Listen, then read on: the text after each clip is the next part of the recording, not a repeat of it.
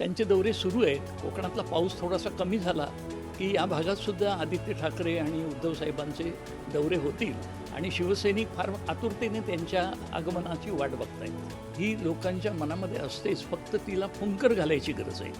आपण जर थोडं उत्तेजन दिलं तर आपले कार्यकर्ते अधिक चांगलं भरीव काम करतील असा आम्हाला विश्वास आहे. ती पाहणी करायलाच आलेलो आहे. पाहणी करायला आणि आमच्या कार्यकर्त्यांचा उत्साह वाढवायला.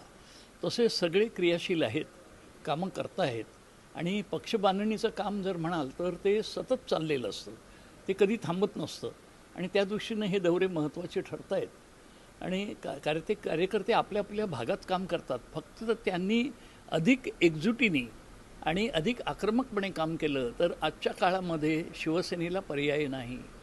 म्हणजे असं दिसतं आहे की इतर पक्षसुद्धा निश्चित पडलेले आहेत. कुणाची काही कामगिरी काही चाललेली असं काही दिसत नाही. अशा वेळेला शिवसैनिकांना खूप संधी आहे. जे काम करतील ते पुढे जातील आणि आज महाराष्ट्राला याची गरज आहे. चांगल्या नेतृत्वाची गरज आहे, चांगलं कार्य करण्याची गरज आहे. नाही तर महाराष्ट्र वाऱ्यावर पडल्यासारखी आजची परिस्थिती आहे आणि त्यामुळे आम्ही हे जे दौरे करतो त्याच्यामध्ये अगदी कार्यकर्त्यांना पुन्हा एकदा उठाव करण्याची एक आम्ही विनंती करतो, आवाहन करतो, प्रोत्साहन देतो आणि त्यांच्या काही अडीअडचणी असतील त्यासुद्धा ऐकून घेतो.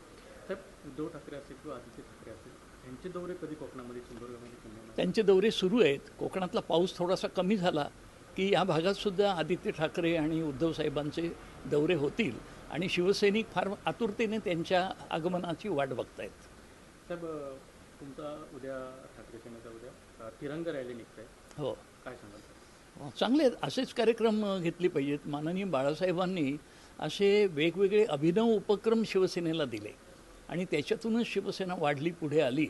तेव्हा ही तिरंगा रॅली जी काढली जाते ही खूप चांगली कल्पना आहे आणि देशभक्ती ही लोकांच्या मनामध्ये असतेच, फक्त तिला फुंकर घालायची गरज आहे.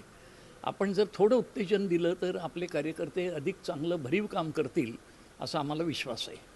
विशाखा राऊत यांचं 10 प्रमाणपत्र जे आहे ना त्या रद्द झालं आहे आणि नगरसेविका पदाची सध्या जाण्याची देखील शक्यता आहे.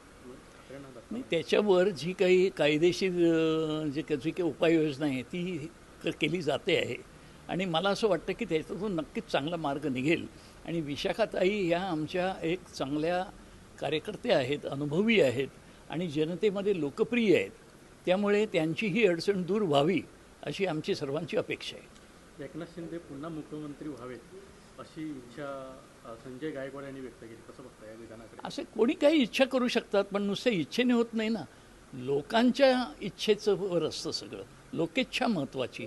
लोकांनी ज्याला मनामधून कोणाला ज्याला पाठिंबा दिलेला आहे हीच व्यक्ती पुढे जाते आणि महाराष्ट्रामध्ये असेच लोकप्रिय मुख्यमंत्री झाले की ज्यांना लोकांमधून पाठिंबा होता.